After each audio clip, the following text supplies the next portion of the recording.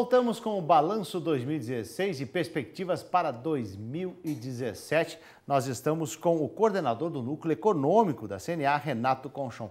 Renato, podemos então continuar principalmente nessa questão nesse quadro agora, que você poderia falar sobre as perspectivas do setor agroindustrial que compõe então o PIB. Você começou já no primeiro bloco, poderia encerrar então essa lâmina? Sim, claro. Como eu falei no primeiro bloco, o crescimento esperado para o PIB do agronegócio para 2017 é um crescimento de 2% e o PIB do agronegócio é composto por 4 segmentos: insumo, produção, agroindústria e distribuição. Como eu estava falando no bloco anterior, os insumos agropecuários, que é composto por fertilizantes, defensivos, vacinas, ele deverá ser influenciado positivamente pelo efeito do câmbio, principalmente no primeiro semestre de 2017. A produção agropecuária deve ser visualizar dentro da porteira uma safra muito boa, seja ela uma safra de grãos, seja safra de frutas, ou até a produção pecuária, bovina, suína e de aves também. A agroindústria e o setor de distribuição, Marcelo, é o que a gente visualiza que vai sofrer um pouco mais para sair dessa crise econômica que assolou toda a parte de indústria, serviços e comércio em todo o Brasil. Esses dois segmentos a gente está prevendo um crescimento mais robusto a partir do início do segundo semestre de 2017, por conta desse carregamento que esses dois setores estão fazendo força para sair desse buraco que entrou na crise econômica de 2017. Mas nós prevemos para o ano que vem, a partir do segundo semestre, que esses dois setores apresentem resultados positivos também, compondo assim um PIB do agronegócio para 2017, um crescimento na ordem de 2%. E a safra? O que podemos esperar então da safra 2016-2017? Bom, o nosso foco é a produção agropecuária, todos sabem disso, mas não dá para falar só dentro da porteira, por isso que eu trouxe todos esses segmentos. Mas a safra, como você bem perguntou, é uma safra muito positiva. O que a gente está esperando para a safra 2016 e 2017 é uma safra recorde, com crescimento muito substancial, principalmente no milho. Os produtores de milho estão bastante animados com crescimento de área e com possibilidades de boas safras, muito por conta do que os efeitos climáticos adversos previstos não estão se concretizando até o momento. E se Deus quiser, a gente espera que seja assim, que o produtor rural consiga colher boa safra, principalmente do milho safrinha. Para a safra verão, a soja está com uma boa perspectiva de crescimento, muito por conta do aumento da produtividade que a gente está visualizando para a safra 2016-2017. Agora, vamos falar então sobre inflação. Qual o balanço da política fiscal em 2016 e qual a perspectiva para 2017? Bom, eu vou trazer aqui um gráfico, Marcelo. Esse é o IPCA, que é o Índice de Preços ao Consumidor Amplo, ou seja, a nossa inflação oficial do Brasil. A gente está prevendo um crescimento na ordem de 6,84%, uma taxa de inflação para ainda esse ano. É muita coisa. É muita coisa por um país que viveu um processo inflacionário histórico muito grande como o Brasil. Mas o que a gente mais ficou, entre aspas, feliz é justamente por esse direcionamento da política fiscal que esse novo governo está dando. Ele está fazendo com que a taxa de inflação caia. A gente observou no ano passado uma taxa de quase 11%, 10,67%. É muita coisa. Extrapolou muito a banda do teto da expectativa da inflação. E o que a gente vai ver para 2016 é que esse governo, mesmo com as medidas de austeridade que vem impondo, ele não está conseguindo fazer com que a inflação entre dentro da banda que é de 6,5%. Mas as propostas que esse governo vem trazendo para a política fiscal é para que 2017 o índice da inflação chega na meta de inflação, que é 4,93%.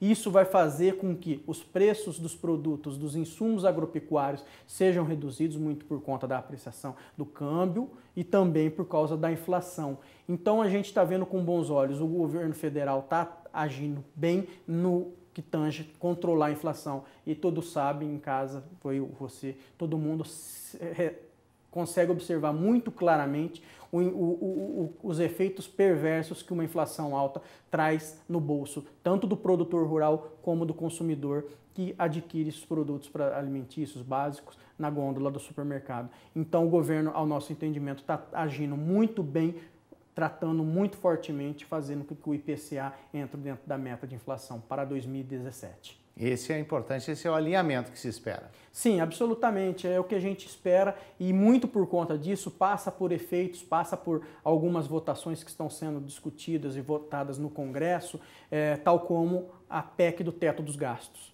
A PEC é extremamente necessária para fazer com que o governo gaste menos no futuro, consiga poupar mais recursos para pagar o juro da dívida pública e consiga gerar superávites, que é fazer uma poupança para pagar o juro da dívida. E isso vai trazer um ambiente econômico internacional bastante positivo pelas agências de classificação de risco, fazendo com que a classificação de risco do Brasil seja reavaliada, seja dado como positiva, investidores estrangeiros voltem a investir fortemente no Brasil e fazendo com que a taxa de inflação e o câmbio, que nós vamos falar no seguinte, volte a patamares minimamente previsíveis, que é bom para o produtor, que é bom para o consumidor e também bom para todo o mercado financeiro e para a sociedade como um todo.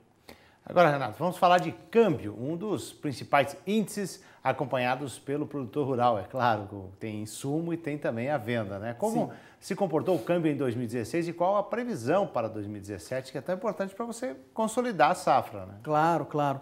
Vamos lá, aqui eu trouxe o câmbio, a perspectiva para 2017 e a média de 2016, a gente pode ver que a média do ano foi uma taxa de câmbio de 3,43. R$ 3,43 por dólar. E o que a gente viu é uma desvalorização muito forte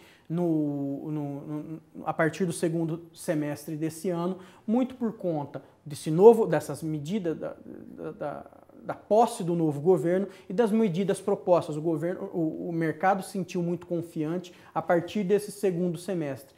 O que eu trago para o produtor rural, que o produtor rural muito bem sabe, como você disse, o câmbio é uma faca de dois gumes. No primeiro, na aquisição dos insumos, um câmbio valorizado, ele ajuda o produtor porque torna o insumo importado mais barato e na hora de venda a ideia seria inversa, um câmbio um pouco mais desvalorizado, fazendo com que a rentabilidade daquele produto vendido ao exterior seja maior para o produtor rural, fazendo com que a rentabilidade, a lucratividade daquele produtor seja maximizada.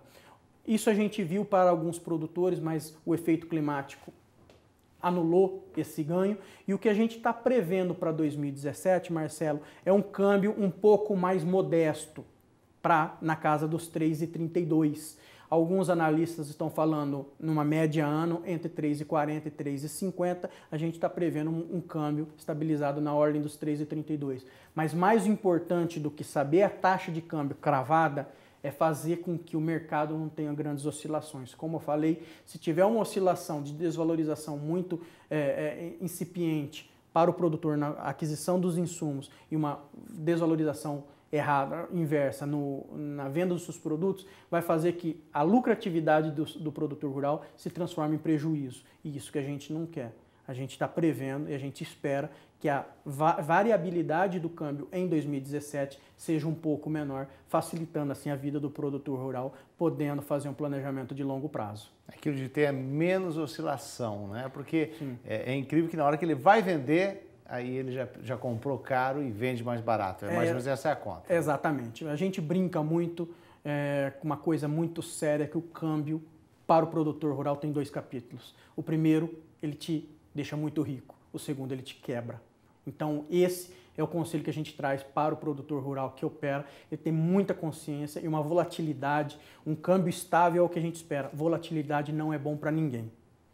E agora, você acredita que o câmbio em 2017 será influenciado pelos fatores domésticos e internacionais? Boa pergunta, Marcelo. O que a gente está prevendo é que, sim, o câmbio doméstico ele vai sofrer algumas variáveis econômicas internas, por exemplo, a aprovação definitivamente de uma proposta de uma reforma tributária no início do ano de 2017 e uma proposta de reforma tributária que esse novo governo se propõe a colocar até o final do primeiro semestre de 2017.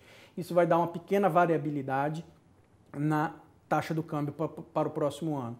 E também a gente está esperando com muita ansiedade é o seguinte, essa discussão da repatriação de recursos do exterior, volume 2, vamos colocar assim. Essa repatriação vai fazer com que a taxa de câmbio dê uma oscilação de novo para o produtor rural. É isso que a gente está olhando. A repatriação em si não é o foco. O foco é os resultados que a repatriação vai dar na taxa de câmbio interna.